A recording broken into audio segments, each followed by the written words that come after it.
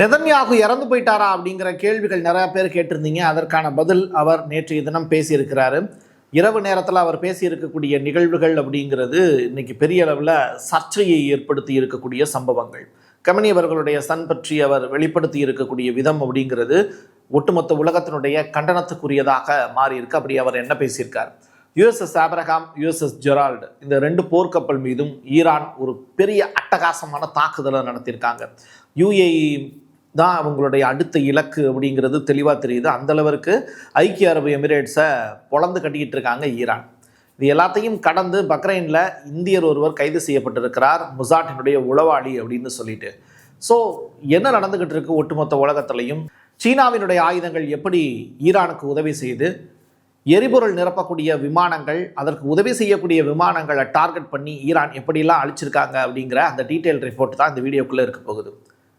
வாங்க பார்க்கலாம் உறவுகளே. இது பிரசாத் சிக்னேச்சர். உங்களுடைய தொழில் சம்பந்தமான விளம்பரங்களை நமது சேனலில் ஒளிபரப்ப உங்களுக்கான அருமையான வாய்ப்பு. நமக்குன்னு ஒரு வீடு, அது எல்லாரோட வாழ்நாள் கனவு. ஒரு முறை தான் முடிவெடுக்க போறீங்க, அதை சரியாயிடுங்க. கிரியேட்டர் கன்ஸ்ட்ரக்ஷன்ஸ் உங்களோட கனவு இல்லத்தை சூப்பர்வா டிசைன் பண்ணி அழகா கட்டித்தராங்க. இன்டீரியர் டிசைன்லையும் இவங்க தான் டாப். North west interiors. தொடர்புக்கு 7299079991. லியாவோ வாங் அப்படிங்கிற அந்த சீன கப்பல் இப்போ ஈரானுக்கு கொடுத்துக்கிட்டு இருக்கக்கூடிய உதவிங்கிறது உண்மையிலேயே அளப்பரியது. ஓமன் வளைகுடாவில் இருந்துக்கிட்டு அவங்க தொடர்ச்சியாக ஈரானுக்கு சப்போர்ட் பண்ணிக்கிட்டே இருக்காங்க. போர் விமானங்கள் வந்து அடிக்கிறதுக்கு முன்னாடியே அனௌன்ஸ்மெண்ட் கொடுக்கறது, இந்த ரேடாரை அடிச்சிங்க அப்படின்னா அவங்களுக்கு பெரிய அளவில் நட்டம் ஏற்படும் அப்படிங்கிற அந்த அனௌன்ஸ்மெண்ட்டை கொடுக்கறது, போர் கப்பல்கள் வந்து எப்படி அட்டாக் பண்ணிக்கிட்டு இருக்காங்க, அதுலேருந்து எப்படி தப்பிக்கிறதுங்கிறது தொடர்பான விவரங்களை கொடுக்கறது, நம்ம எப்படி திருப்பி தாக்கணும் அப்படிங்கிறது தொடர்பான இலக்குகளை நிர்ணயிக்கிறது, இது எல்லாமே வந்து தொடர்ச்சியாக சீனா வந்து கொடுத்துக்கிட்டு இருக்காங்க. இது ஈரானுக்கு பெரிய பக்கபலமாக இருக்குது அந்த போர்க்கப்பல். ஈரான் மேலே தேவையில்லாமல் இஸ்ரேல் நடத்தி இருக்கக்கூடிய போர்னால அமெரிக்கர்கள் ரொம்ப பெரிய அளவில் ட்ரம்ப் மேலே வருத்தத்தில் இருக்காங்க அப்படிங்கிற செய்தி வெளியாயிருக்கு.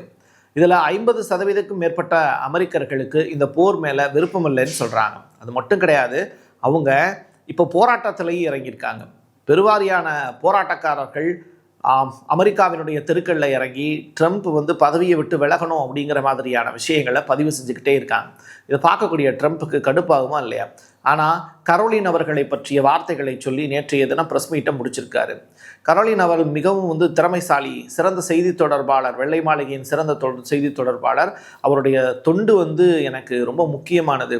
அது மட்டும் இல்லை, அவங்க கூட நேரம் செலவு பண்ணுறதுக்கு எனக்கு வாய்ப்பு கிடைச்சாலும் ஐ கான்ட் டூ எனிதிங் எப்படின்னு சொல்கிறார். I can do anything, okay, I can't two anything அப்படிங்கிற வார்த்தையை பயன்படுத்தியிருக்காரு. இது மட்டும்தான் ட்ரம்புக்கு தெரியுமே தவிர அவரால் வேறு எதுவுமே செய்ய முடியாது. அமெரிக்காவில் எரிபொருள் நிரப்பக்கூடிய விமானங்களுடைய சேவை ரொம்ப முக்கியமானது. அதுவும் மேற்கு ஈராக் பகுதியில் நேற்றைய தினம் நடந்திருக்கக்கூடிய நிகழ்வு அமெரிக்காவுக்கு ஒரு பெரிய பேக் ஃபயர் தான். அதாவது KC-135 இந்த வான்வெளியிலேயே எரிபொருள் நிரப்பக்கூடிய விமானம். அது உங்களுக்கு தெரியும்ல, டைரெக்டாக தரையிலேருந்து நம்ம ஒரு பெட்ரோல் பங்கில் பெட்ரோல் போடுற மாதிரி, டீசல் போடுற மாதிரி இருக்காது. அப்போது விமானம் வந்து பறக்கும் போதே அதற்கு வந்து ஃபியூயல் நிரப்பக்கூடிய நிகழ்வுகள் சூப்பராக இருக்கும். அந்த காட்சிகளே வந்து ரம்மியமாக நம்ம குழந்தைகளுக்கெல்லாம் காட்டலாம். இப்படி தான் வந்து அந்த எரிபொருள் நிரப்புறாங்க அப்படிங்கிறத கூட நீங்கள் குழந்தைகளுக்கு ஒரு எஜுகேட் பண்ணலாம்.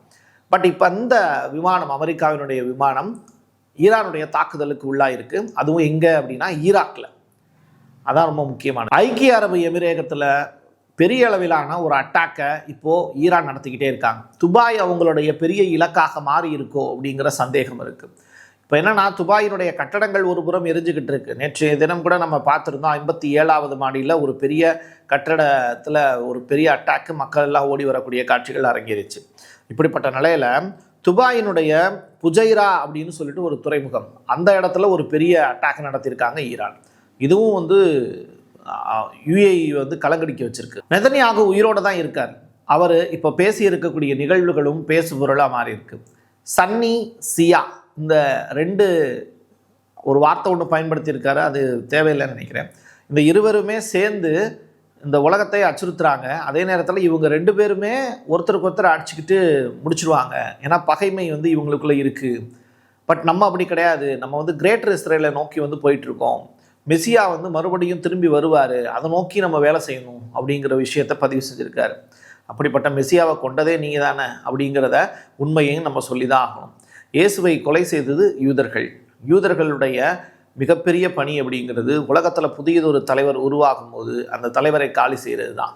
ஸோ யூதர்களுக்கு ஆதரவாக இயேசு கிறிஸ்து இல்லைங்கிறதுனால தான் அவர் கொலை செய்யப்பட்டார், சிலுவையில் அறையப்பட்டார். இந்த வரலாற்று உண்மை மக்களுக்கு தெரியாது, தயவுசெய்து தெரிஞ்சுக்கோங்க.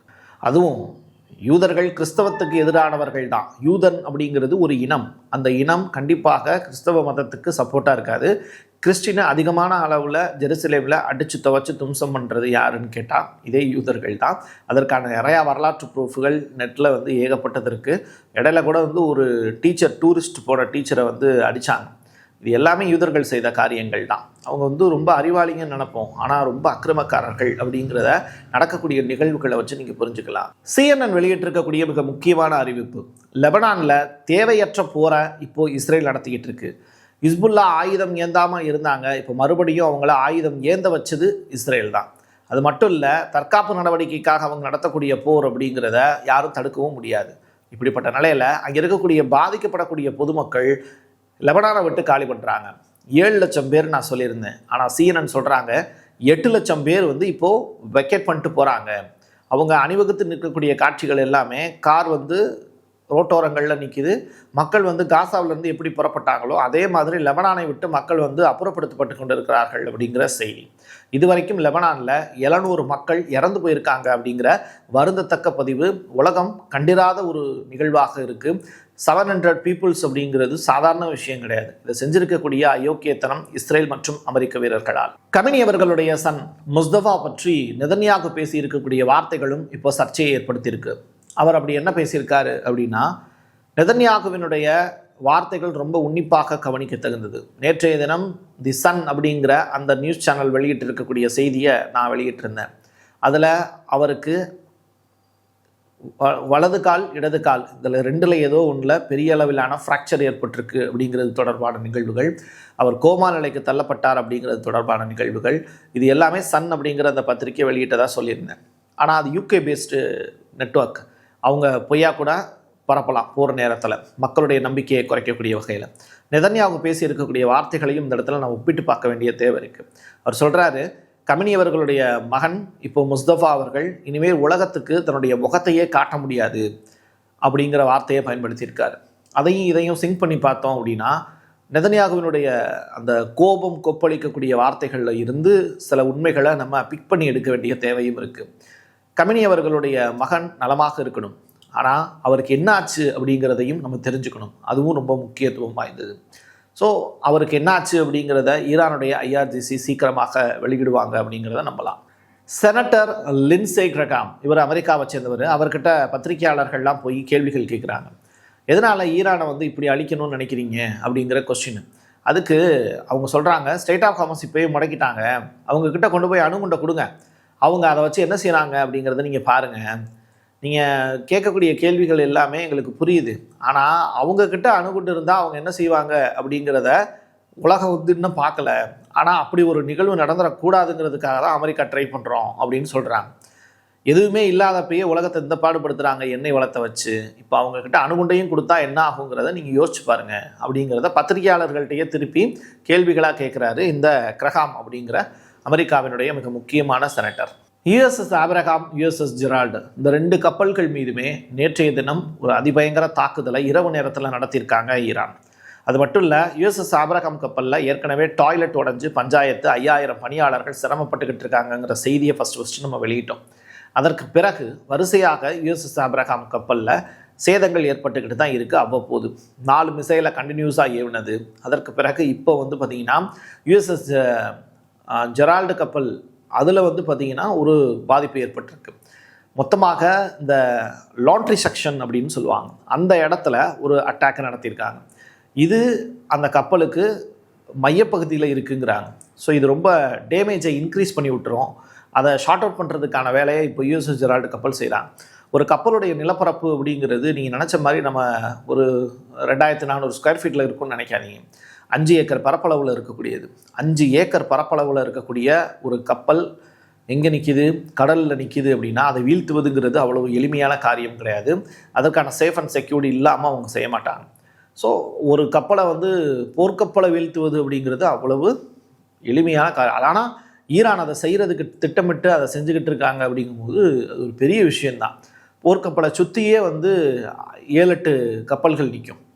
போர்க்கப்பலுக்கு நடுவில் இருக்குன்னா சுற்றியே வந்து 7-8 கப்பல் இருக்கும், அதுலேயும் வெப்பன்ஸ் இருக்கும். அப்போ அதை தாண்டி அதை அட்டாக் பண்ணுறதுங்கிறது அவ்வளோ சாதாரண விஷயம் கிடையாது. ட்ரம்ப் அவர்கள் நேற்றைய தினம் என்னதான் பிரசாத் பேசியிருக்காரு, நம்ம தூங்கிக்கிட்டு இருக்கக்கூடிய அந்த இரவு நேரத்தில் அவங்களுக்கு பகலாச்சே, கண்டிப்பாக ட்ரம்ப் ஏதாவது பேசியிருப்பாரு அப்படிங்கிற கொஸ்டினும் உங்களுக்குள்ள இருக்கும். அதற்கான பதில் அவர் பேசியிருக்கக்கூடிய வார்த்தைகள், நாங்கள் இப்போது ஒரு ஸ்ட்ரெய்ட் ஆஃப் ஹார்மஸ் அப்படிங்கிற அந்த இடத்த கைப்பற்றுவதற்கு ஒரு பெரிய திட்டம் கொடுக்கிறோம் அப்படிங்கிற ஸ்டேட்மெண்ட். ஆனால் கார்க் அப்படிங்கிற அந்த தீவு தான் அவங்களுடைய பெரிய இலக்காக இருக்க முடியும். அந்த இடத்துல தான் ட்ரேட் அதிகமான அளவில் போயிட்டுருக்கு.